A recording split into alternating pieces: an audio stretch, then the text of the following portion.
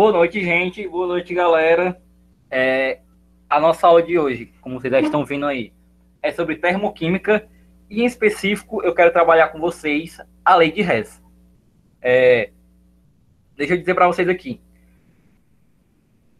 Esse assunto, se você aprender ele, você não erra uma questão nunca mais na vida sobre isso. Por quê? Ele no ensino médio é a mesma coisa, ele na graduação é a mesma coisa, ele no mestrado é a mesma coisa, ele no doutorado é a mesma coisa. Então, onde você vê lei de Hess, se você aplicar o que vai aprender aqui, e de fato você aprender, você nunca mais erra uma questão sobre isso. Beleza? Vamos lá. O, o que é a termoquímica?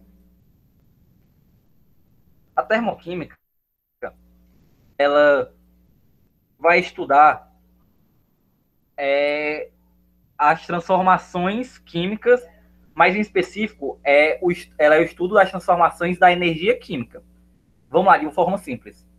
Semana passada, as duas últimas aulas, a gente falou muito de estequiometria, né? Equações químicas, reações químicas. E para toda reação química acontecer, ela ou libera ou ela recebe energia. Ela precisa disso. Ela não consegue, ela não acontece de forma de um vácuo, ela não consegue de um nada. Tudo ela precisa da energia. Ou ela vai receber energia ou vai liberar. Essa energia ou pode ser uma energia natural, ou ela pode ser uma energia em que a gente vai fornecer energia. Mas para acontecer uma reação química, ela necessita de energia. Ou ela vai liberar, ou ela vai receber energia. E aí é que entra o estudo da termoquímica. Como a gente está vendo aqui, ó, quase toda reação química é acompanhada de liberação ou absorção de calor. A queima da gasolina, a queima do etanol e a queima do GLP, que é o gás liquefeito, que é o gás de cozinha, o gás que vocês têm lá no botinho na casa de vocês. Então, aí, a termoquímica estuda as transformações de energia, especialmente o calor, durante as reações químicas. E o que é esse calor? Vocês lembram da primeira aula que a gente deu, a aula lá sobre transformações de unidade, notação científica, trouxemos alguns exemplos de transformações e eu falei de temperatura, e eu expliquei lá a questão do calor e tal. Então, o calor, ele é um tipo de energia. E basicamente, no estudo da termoquímica, a gente trabalha com calor.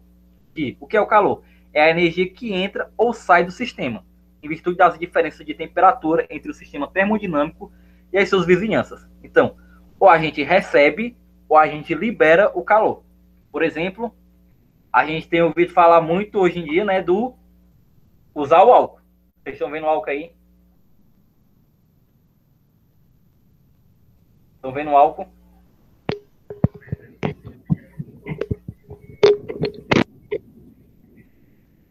Pois é. Vocês já perceberam que quando vocês passam álcool, eu vou até passar aqui, fazer comercial, usem álcool em gel. Quando você passa álcool, estou passando aqui o álcool, você sente a pele como ela se tivesse um pouco mais fria, não é isso? Ou eu estou mentindo? Ou só eu que sinto isso? Pois é. O que acontece com isso? O álcool, ele é muito volátil. Ele é mais volátil do que a nossa pele, ele é mais volátil do que a água. Quando nós passamos álcool na gente, no caso eu estou passando aqui álcool em gel, a gente sente essa questão como se estivesse mais frio. Por quê? O álcool, ele está tirando da gente, o calor. Ele está tirando esse calor da gente. Então, isso é uma espécie de sistema termoquímico, de um sistema termodinâmico. Se eu passar o álcool, se eu sentir essa questão que o meu corpo está mais frio, é porque eu estou liberando o meu calor para o álcool. Eu estou liberando energia para o álcool. Por quê? Porque ele é mais volátil, então ele reage mais fácil do que eu. Isso é um tipo de fenômeno termodinâmico, de fenômeno termoquímico. Tá claro isso? Show, beleza. Mas, Antônio Filho, o que são esses fenômenos que tu recebe ou libera calor? Esses processos têm dois nomes, que é o processo exotérmico e o processo endotérmico. O que é o processo exotérmico? É aquele que ocorre com a liberação de calor.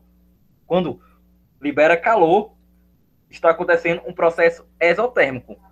Quando absorvemos calor, estamos realizando um processo endotérmico. Vamos aqui no caso de novo do álcool. No álcool, eu estou passando na minha pele. Eu sinto o meu corpo um pouco mais frio. Eu estou passando pelo processo exotérmico. Eu estou liberando energia, liberando calor para o álcool. Já o álcool, nesse momento, ele está passando por um processo endotérmico. Ele está recebendo o calor que eu estou liberando. Tá claro isso?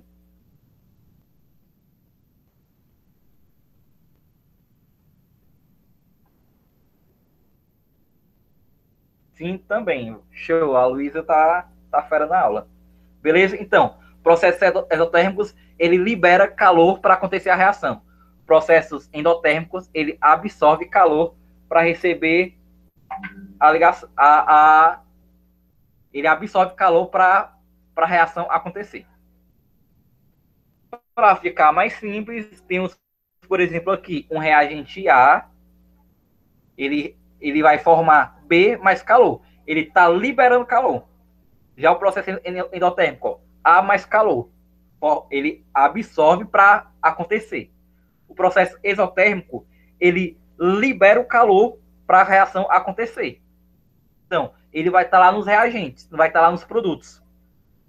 Já o processo endotérmico, para ele acontecer, ele absorve, então ele vai estar nos reagentes. Beleza?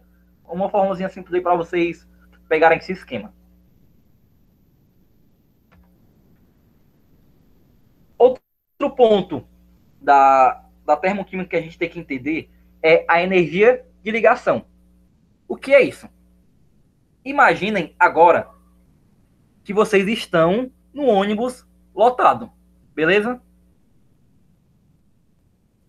Vocês estão no ônibus lotado no grande circular 1. Estão imaginando vocês no ônibus lotado no grande circular 1. Antônio Bezerra Parangaba de manhã, 6h30 da manhã, que já pegou ele nesse horário. Todo dia, Parangaba, 6h30 da manhã. Esse horário. Pois é, lotado até a tampa. O que é que acontece? Imaginemos que o ônibus lotado, com várias pessoas perto, vamos dizer que eu e o Josué estamos grudados. E tem várias pessoas fazendo que a gente fique grudado. Várias pessoas nos pressionando. E eu tô querendo sair de perto do Josué. Eu não quero ficar perto do Josué. Beleza? Eu quero descer do ônibus. Eu desço na parada antes dele. Eu não desço no terminal igual ele. Não. Eu não desço no terminal. Vamos dizer que o Josué desce no terminal. Eu desço ali perto da Lagoa da Parangaba. E a gente tá grudado ali. O que vai acontecer? Eu preciso colocar um pouco de força porque as pessoas estão me prendendo. Eu estou pressionado ali. Quando eu coloco essa força, é um tipo de energia. Eu estou usando energia para fazer com que eu e o Josué se separem e eu possa descer do ônibus. Isso a gente pode chamar de energia de ligação. A ligação é entre eu e o Josué. Nós somos uma ligação. Estamos juntos. Beleza? Quando eu tento descer do ônibus e eu vou empurrar uma pessoa, eu vou estar, no caso, liberando energia. Não, eu estarei absorvendo energia, né? Porque eu vou ter que colocar força. Eu vou estar absorvendo energia para empurrar a pessoa que está na minha frente e eu desgrudar do Josué. Então, isso é basicamente uma reação química de processo endotérmico. E existe aí a energia de ligação, que está entre eu e o Josué. Quando eu quebro essa energia, quando eu quebro essa ligação, ou eu estou absorvendo, ou eu estou liberando calor. Tá claro isso? Eita, tu falou aí no ponto de, tipo, tu querer sair do ônibus porque ele é e tipo, ele vai expelir essa energia pra fora? Ele vai jogar, ele vai liberar energia. E eu vou estar absorvendo porque eu quero sair. Beleza. Show. Tá claro para todo mundo isso aí? Vamos imaginar outro exemplo. E um exemplo agora bem mais prático da igreja. Estamos dançando a dança da pipoca no Aleluia. Beleza? E a dança da pipoca tá todo mundo ali junto e tal. E o Antônio Filho é o cara que não gosta de dançar a dança da pipoca. O que é que acontece? O Josué e a Luísa, eles dois prenderam o meu braço. Nós estamos fazendo uma ligação química, nós três. Eu, no meio, Josué e Luísa. Acontece que eu quero sair dali, eu não quero dançar a dança da pipoca. Então, eu vou absorver energia para fazer com que eu possa dar um tipo de força, né, liberar uma força para sair dali. Eu estou quebrando a ligação, estou fazendo, colocando essa energia de ligação para quebrar ou formar ligação. Agora, acontece que eu estou a fim de dançar a dança da pipoca. O que é que vai acontecer? O primeiro caso, eu usei a energia de ligação para quebrar a ligação química. Quebrar a ligação entre eu, Josué e Luísa. Agora acontece que eu estou querendo dançar a dança da pipoca. Então, o que é que eu vou fazer? Eu vou liberar energia para separar eles e eu ficar entre eles dois. Eu estou usando a energia de ligação para eu entrar na reação. Tá claro isso também? Sim, isso tem muita relação com as cores. Por exemplo, os foguetes. Show, Luísa. Vamos lá. Os foguetes, eu vou pegar aqui o foguete que ele vai liberar a cor amarela. Aquela cor amarela do foguete não. Dos explosivos. Eu lembrei de uma questão do Enem. Aquelas cores dos explosivos. Tá ali o Josué na festa da padroeira. Preparou o explosivo e tal. E colocou o fogo. Colocou ali. Quando aquela luz sai lá do explosivo e libera uma cor amarela, é porque ele está saindo sódio. Ali é a base de sódio. A cor amarela é porque é sódio. O que é que acontece? O Josué forneceu energia, forneceu calor para aquilo que está dentro do explosivo reagir e liberar. Reação exotérmica. Tá percebendo isso?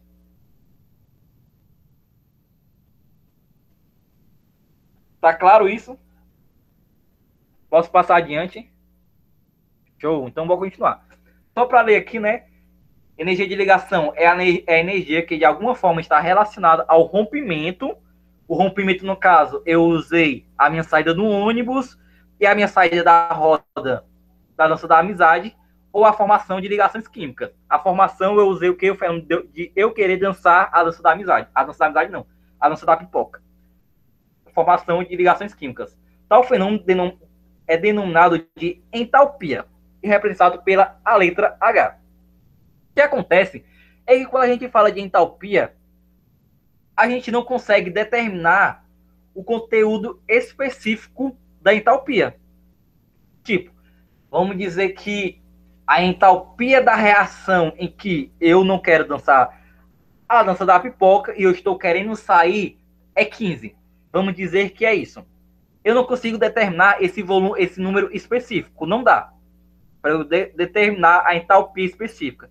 Então, o que a gente consegue fazer é medir a variação de entalpia de um processo utilizando calorímetros. Eu acho que tem alguém pedindo para entrar na sala. Deixa eu ver aqui. Tem.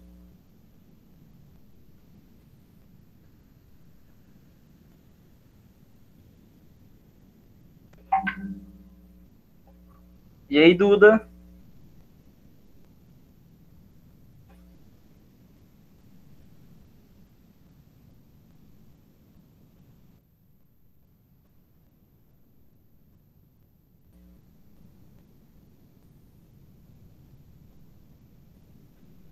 Então, como eu estava dizendo, a gente não consegue determinar o conteúdo específico da entalpia, mas a gente consegue medir a sua variação.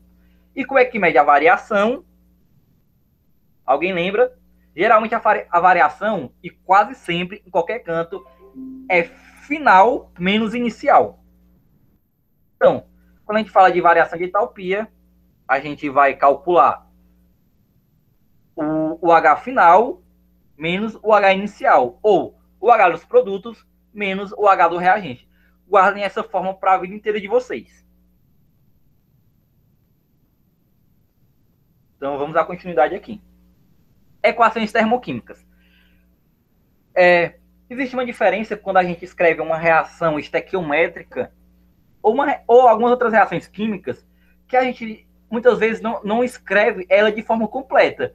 A gente, às vezes, coloca ali só o número de mols, escreve só a molécula ou o íon, não escrevemos ela completa. Mas as equações termoquímicas, elas precisam ser escritas tudo que faz parte do processo que vai acontecer. A entalpia de um elemento ou substância varia segundo o seu estado físico, de sua variedade alotrópica, sua pressão e temperatura. Uma equação termoquímica deve ser descrita de tal forma que informe todos esses detalhes. Observem aqui, nessa equação que eu trouxe aqui, da reação do sódio sólido mais a água, formando hidróxido de sódio, que é a soda cáustica, mais gás hidrogênio. Eu escrevi que ele era sólido, eu escrevi que a água era líquida, eu escrevi que o que ia formar era o hidróxido de sódio aquoso e que o o hidrogênio era gasoso. E ainda eu coloquei o ΔH dele, que é menos 367,5 kJ por mol. Tá vendo? Eu escrevi tudo que tinha que escrever na reação. Outro exemplo bastante que vocês veem muito é quando a gente vê carbono grafite e carbono diamante. Vocês vê C grafite, C diamante. Isso é porque a gente precisa escrever essa variação alotrópica, essa variedade alotrópica entre o carbono. Tá claro isso?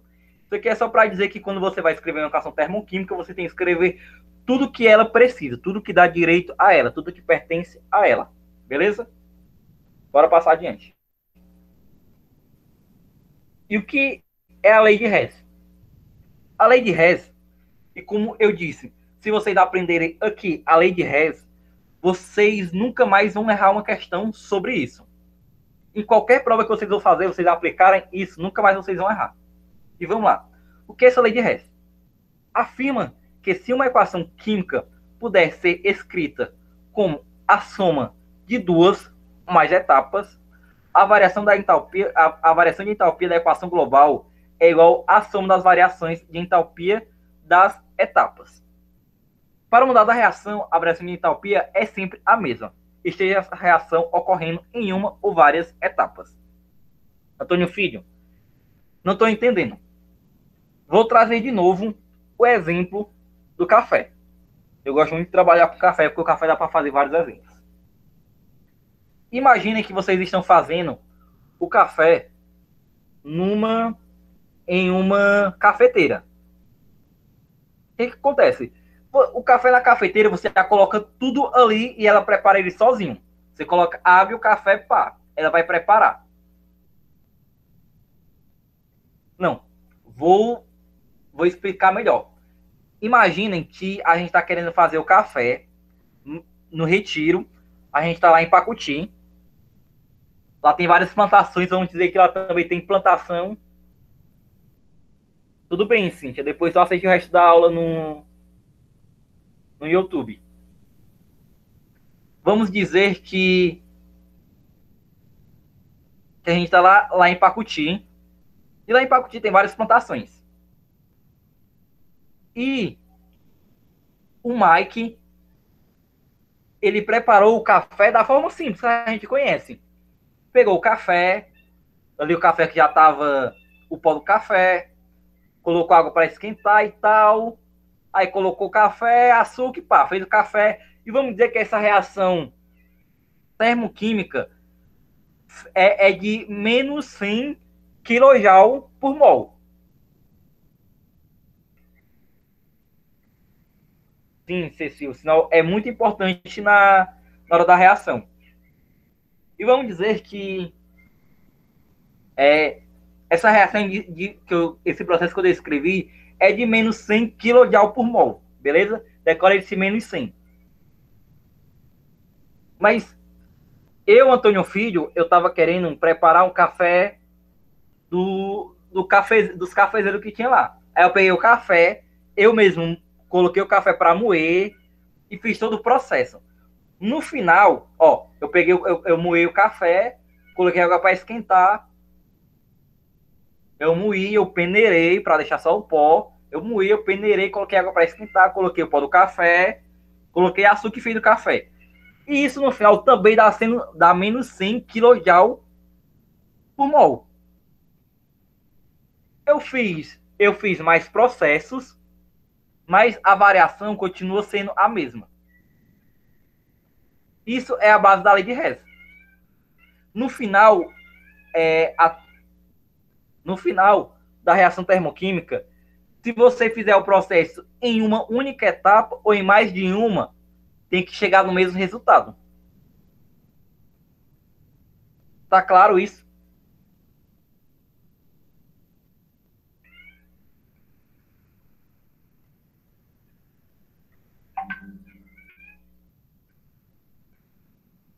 Sim, show. Então vamos continuar. E o que é essa lei de Hess? Basicamente, a ideia da lei de Hess é ajustar as equações dos ΔH conhecidos, de modo que somadas, subtraídas, multiplicadas ou invertidas originem uma equação global. Ajuste segundo o mesmo critério o ΔH das respectivas reações. Duas regras importantes. Quando uma equação termoquímica for multiplicada por um fator, o valor de ΔH da equação será multiplicada pelo mesmo fator. Quando uma equação termoquímica for invertida, o valor de ΔH muda de sinal. Por exemplo, se a reação é de H2 e eu tenho menos 100 kJ, mas eu quero usar 2 mols de H2, eu tenho que pegar esse 2 e multiplicar pelo 100. Esse é o primeiro exemplo. De uma forma bem mais didática, eu vou trazer outro exemplo. Futebol. Quem que gosta de futebol?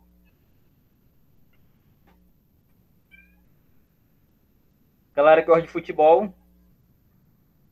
Não, sem leão aqui. Vamos lá. Futebol. Imaginem. Não sei nem pra onde vai.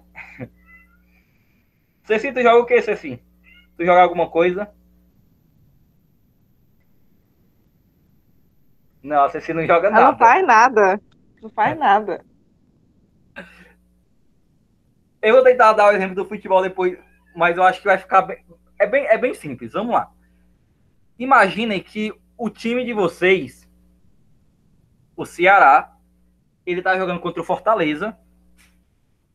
E o técnico do Ceará, ele disse que o time teria que ganhar aquela partida de 3-0. Aquela partida no final teria que ser de 3-0. Era o objetivo dele, 3-0 no final do jogo. O que aconteceu? No primeiro tempo, ele montou uma estratégia ali, e o Ceará marcou um gol. O Ceará marcou um gol ali no primeiro tempo. Marcou um gol ali nos seus 20 minutos de jogo e tal. Só porque depois daí, quando o Ceará marcou esse gol, o Rogério Ceni, técnico do Fortaleza, percebeu a estratégia que o Ceará estava usando. Foi o que aconteceu. Ele chegou lá para o Fortaleza e disse, o Ceará tá jogando desse jeito e tal. E acontece que aquela estratégia que o Ceará estava jogando não estava dando mais certo para fazer gol. Acabou o primeiro tempo. O que aconteceu? O técnico do Ceará chegou lá e montou uma nova estratégia. Quando ele montou uma nova estratégia e começou o segundo tempo, ele conseguiu marcar mais aqueles 2 gols. Ele conseguiu chegar no resultado final, que era de 3-0. Percebem? Ó, o que foi que ele fez? Vou voltar aqui, ó. Não é aqui mesmo. Ele ajustou a estratégia de jogo para ganhar o jogo. Talvez essa estratégia possa ter sido somada. Ele colocou um jogador de um potencial maior. talvez possa ter subtraído, ele tirou aquele jogador que não estava dando efeito. Outra, talvez ele tenha sido multiplicada. Ele colocou o jogador para dar um gás a mais ali e tal. Possa talvez ter sido invertido a técnica de jogo, mas ele ajustou a estratégia dele para chegar no resultado final. Ficou claro isso?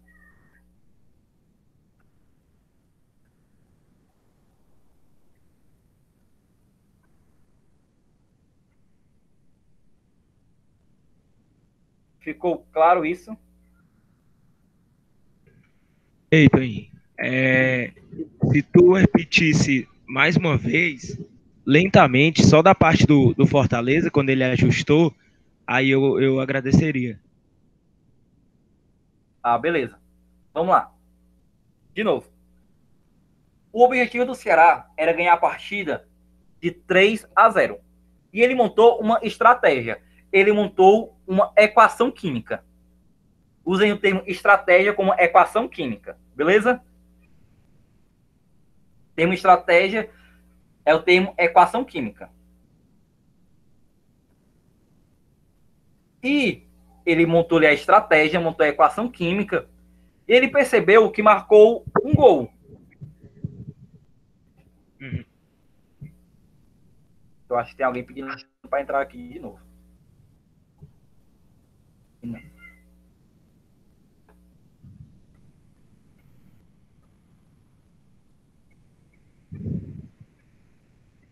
Eu acho que foi eu que saí. Meu celular caiu no chão. Vamos aqui continuar.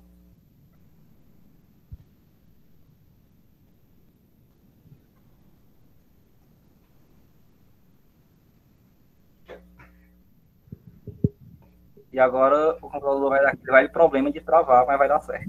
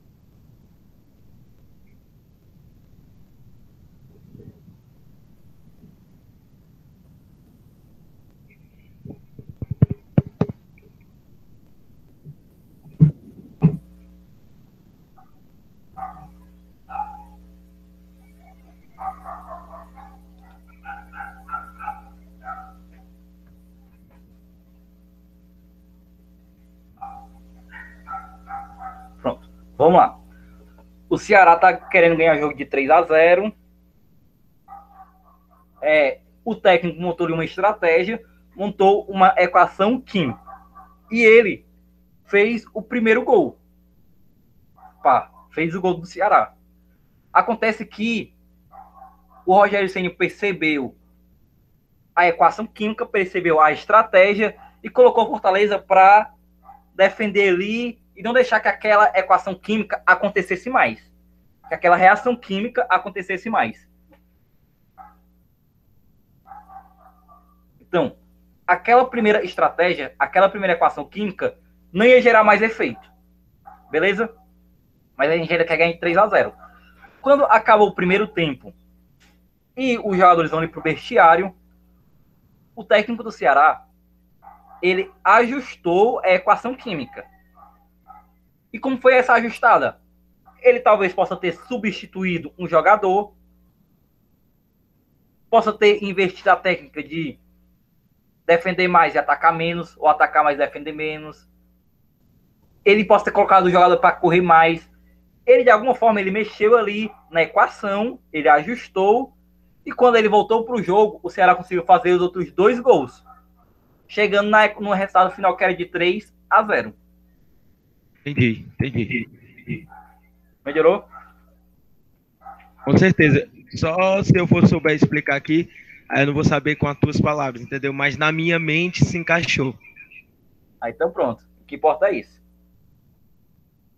Tá claro para todo mundo? Posso passar? Show. Vamos lá. E eu trouxe aqui um exemplo para vocês.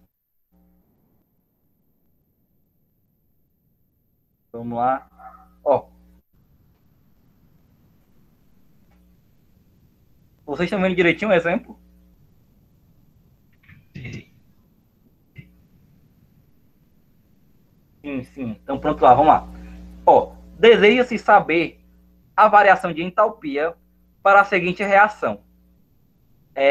2 carbono grafita mais gás oxigênio formando monóxido de carbono. A equação já está balanceada. O que acontece? A síntese é difícil de estudar devido à formação do monóxido de carbono. E por que é difícil? Devido à formação dele, porque o monóxido de carbono ele é muito reativo e ele é muito tóxico. Porém, é fácil medir a combustão do carbono grafite e do monóxido de carbono. O que aconteceu? Ó?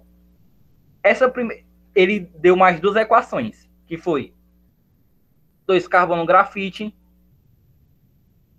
mais gás oxigênio, formando 2 CO2. E deu a entalpia, que é menos 787,0 kJ. A segunda equação é o monóxido de carbono reagindo com o oxigênio e formando dióxido de carbono, né? Formando ali o CO2, o gás carbônico. E essa reação tem uma variação de entalpia de menos 566 kJ por mol. Vamos lá. A primeira equação é o meu resultado final do jogo. Seria o meu 3-0 no Fortaleza. Beleza? A primeira equação, gravem aí. É onde ele quer chegar. Ele quer chegar nisso. Essas duas equações, e ele sempre vai dar, qualquer questão, ele vai dar uma equação global, que é o resultado final do jogo, é onde ele quer chegar, é os 3-0 do Ceará em cima do Fortaleza. Ele sempre vai dizer. E ele vai sempre dar outras equações. Pode ser 2, pode ser 3, pode ser 4, pode ser infinitas reações.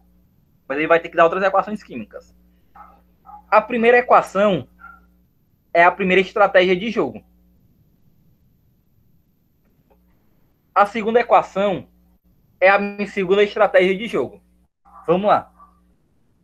Combinando-se as equações, ou seja, invertendo a segunda equação e combinando com a primeira, temos. O que aconteceu? Ó? A primeira equação aqui, ó. Deixa eu riscar ela aqui para vocês ficar claro. A primeira equação aqui, ó. Ela é exatamente igual a essa daqui, ó. 2 carbono grafite mais 2 gás oxigênio, formando 2 dióxido de carbono, formando 2 gás carbônico. Mesmo delta H. O primeiro gol deu certo. Conseguimos marcar o primeiro gol. Só que acontece que na segunda equação, ó, nessa segunda equação, aconteceu uma coisa. Ela aqui foi invertida. Ela foi invertida a reação.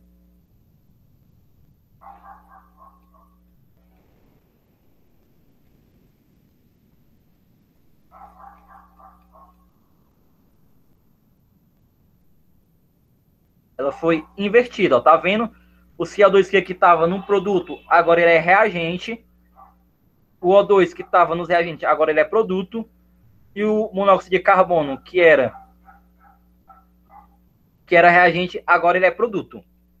A gente inverteu a segunda equação.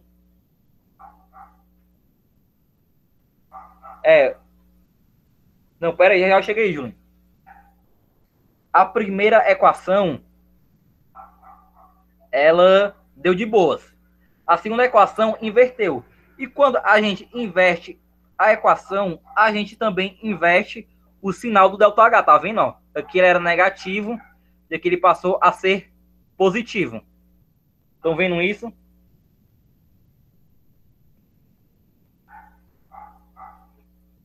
Estão vendo isso? Show.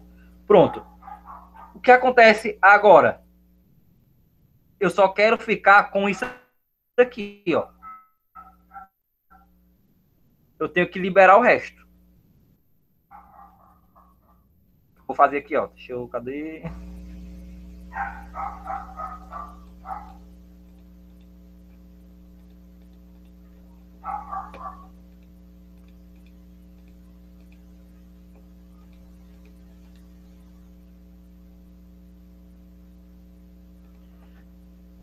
Eu tenho a opção de poder cancelar a primeira equação no segundo. E como é que a gente faz esse cancelamento? Se tiver... para a gente cancelar, tem que ser... As equações tem que estar invertida. Por exemplo, aqui, ó. O 2CO2 aqui está em produtos na primeira equação e aqui ele está em reagente. Então, a gente pode cancelar ele. Tá vendo? E do mesmo modo, eu tenho aqui, ó, o O2 nos reagentes e nessa segunda equação eu tenho ele nos produtos. Eu tenho 2 e no outro eu tenho 1. Eu diminuo 2 de 1. Então eu vou ficar só com 1 gás de oxigênio. O gás carbônico aqui, ó, tinha 2 e 2. Diminuiu, foi embora ele total. Tá vendo que eu cheguei na equação que eu queria? Eu cheguei no meu gol.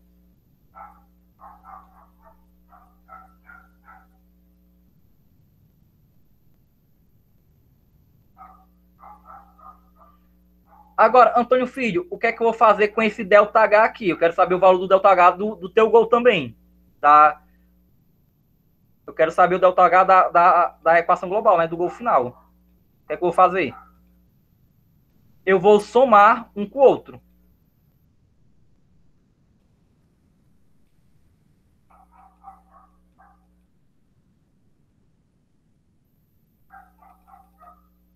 Eu vou somar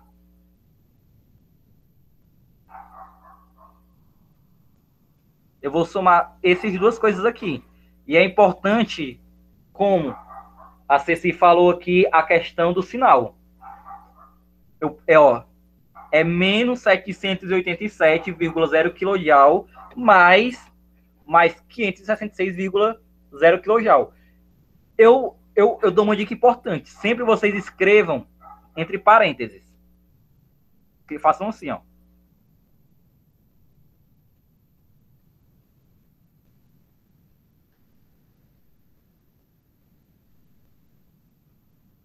Vocês peguem o parênteses, aí escrevam menos 787 mais 566. Básico lá da matemática, né? Sinais diferentes, eu vou diminuir. E no final vai ficar o sinal do maior. Diminui 787 de 566, chego em 221. Tá claro isso?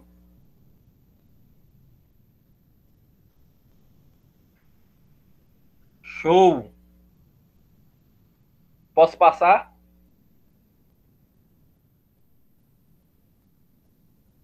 Pronto. Bora lá. Outro exemplo. Sabendo que enxofre mais. E o enxofre aqui ele é em pó, enxofre sólido, tá em pó. Mais gás de oxigênio, O2, forma dióxido de enxofre, forma SO2. Alguém vai falar? Pronto.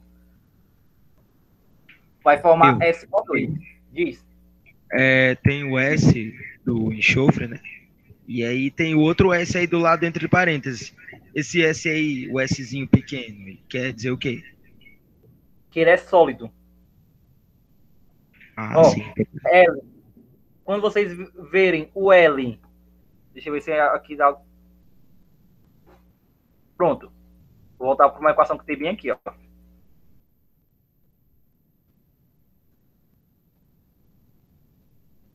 Quando vocês verem o L, significa que ele é líquido. Quando vocês verem o S, significa que ele é sólido. Quando vocês verem o G, significa que ele é gasoso. E o Quando aqui vocês é verem aquoso. é aquoso, é porque ele está no meio, tá com água, tá reagindo com água. Ele é aquoso. Beleza.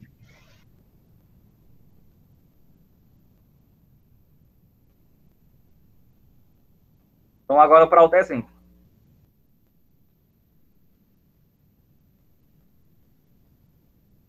Temos aqui, ó, sabendo-se que o enxofre sólido, e esse sólido, ele é um pozinho amarelo, mas o gás oxigênio forma SO2, forma dióxido de enxofre, gasoso. E sabendo que o trióxido de enxofre, o SO3, ele forma, ele é instável e ele se decompõe em SO2 e O2.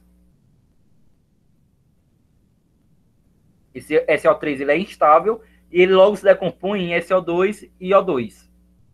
Temos o ΔH aqui da primeira equação, que é menos 297,0 kJ por mol, e temos o ΔH da segunda equação, que é mais 198 kJ por mol.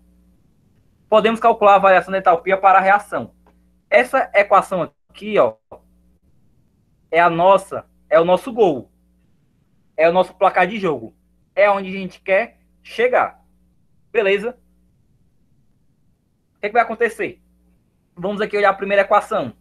Ó, nela equação nós temos o enxofre, beleza? Tá certo, ó, enxofre tá no reagente. O2 tá no reagente. Forma um SO2. Parece que a primeira equação tá de boas. Não precisamos mexer em nada. Só porque ele forma SO3. E na segunda equação, SO3 está no reagente. O que a gente vai fazer com ele? A gente vai inverter a reação. Ó. O SO3 passa a ser produto. O2 vira reagente e o SO2 vira reagente. Feito isso, algumas coisas precisam ser canceladas, porque eu só quero isso aqui. Só quero o meu gol. Só quero chegar nisso aqui.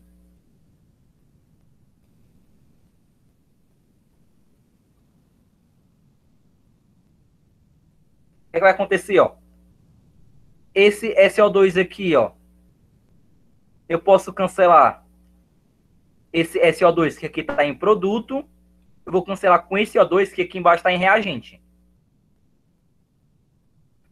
Os O2, eles estão no mesmo lado. Estão vendo? Ó, tanto reagente como reagente na primeira equação.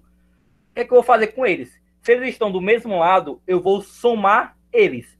2 O2 com 1 O2, que é 1, né? Não se escreve, mas aqui é 1, forma 3 O2. Desço 2, né? Para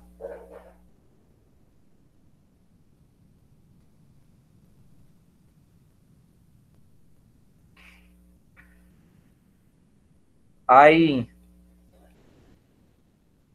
eu tenho aqui o O2 e pá, formou o SO3. Chegou no final. Equação boa. O que a gente vai fazer com ΔH agora? A segunda equação, ela foi invertida, não é isso? Se a gente inverteu, a gente inverte também o sinal. Outro detalhe importante aqui, ó. Percebam que eu tive que usar ó, 2SO2, 2O2 e 2SO2. Aqui só tinha um mol de cada. Se eu dobrei a quantidade dele, eu vou multiplicar o ΔH por 2. Se no caso eu triplicasse, eu iria multiplicar por 3. E assim sucessivamente. Tá vendo? Na equação eu tinha tudo em 1. Mas no meu gol eu tinha tudo em 2. Eu só fiz multiplicar tudo por 2, ó. Pá, pá, pá, pá. Tá vendo? 2 vezes esse valor dá isso aqui. A segunda equação inverti também um sinal. Se eu fizer esse cálculo, chego nisso. Tá claro isso?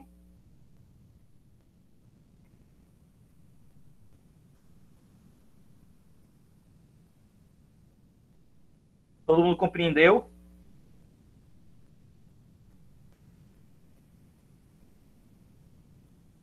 Sim. Gente, por hoje eu só tinha isso para falar com vocês. Por quê? A lei de Hess, ela é muito específica. Você precisa olhar a equação global, olhar o seu gol, olhar onde você quer chegar e ajustar as outras equações que eles vão dar até chegar naquela. Então, é só muita questão de você perceber os detalhes. Você vai olhando, vai conferindo e vai ali ajeitando. Não tem dificuldade para isso. Tá claro isso? Tá claro. Eu só não entendi até agora, porque o enxofre não é um gás, né? Aí ele tava sólido aí depois que bateu essa dúvida na minha cabeça. Porque ele estava sólido aqui, porque a gente tem um enxofre sólido também, mano. Pois é, eu não sabia disso. Passei o ensino médio todinho e ia morrer e não sabia disso.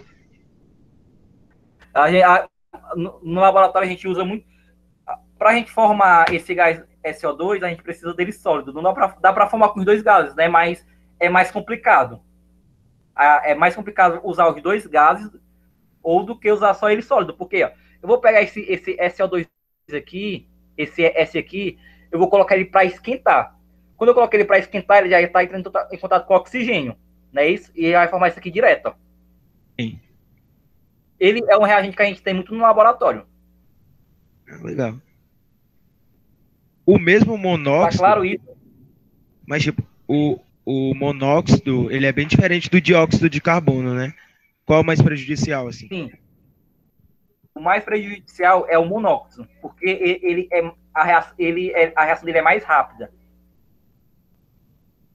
Por exemplo,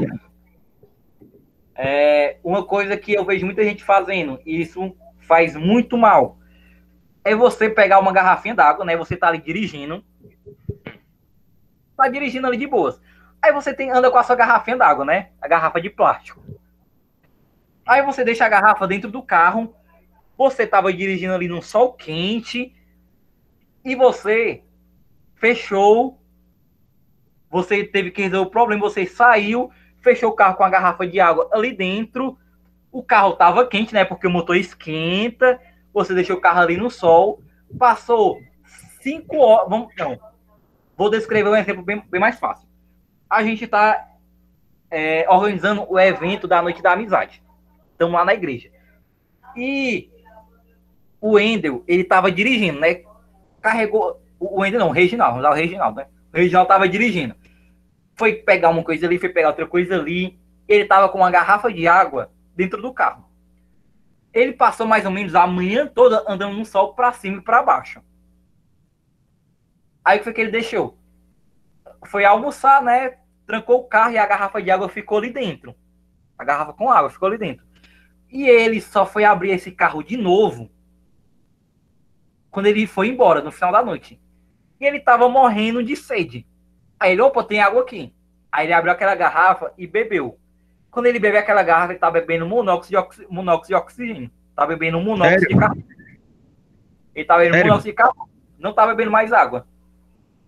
Cara... Então não faça mais isso, beleza? Eu ia morrer da série, eu ia morrer e não ia saber disso. Ia morrer mesmo. Oi, Maria Luísa. Diga, Luísa. É uma pergunta assim, nada a ver, né? Qual é aquele gás? Eu acho que é gás. E quando pega fogo, você não vê a chama. É o metanol. Tá bom. Era só isso mesmo. Assim, Ceci, como tu não tá ingerindo muito monóxido, porque ele gera um pouco, não gera uma quantidade muito que vai fazer tu morrer ali na hora, mas ele vai destruindo os teus óxidos, porque o monóxido de carbono, ele é muito tóxico, ele deixa a pessoa asfixiada, né? No caso, ingerir muito. Então, tu vai ingerir pouco, mas não certa forma tá ingerindo uma substância tóxica que vai acabar com teus pulmões, no caso, né? Ele vai prender. Aí tu ingerir isso diariamente, no final da vida, teu pulmão tá um pouquinho lascado.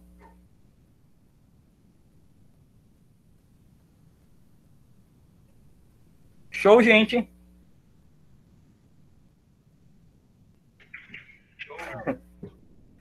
Então, por hoje é só, galera. Muito obrigado.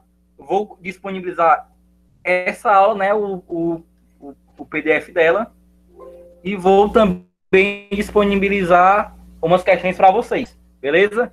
Então, até a próxima quarta. Valeu, tchau para vocês. Eu.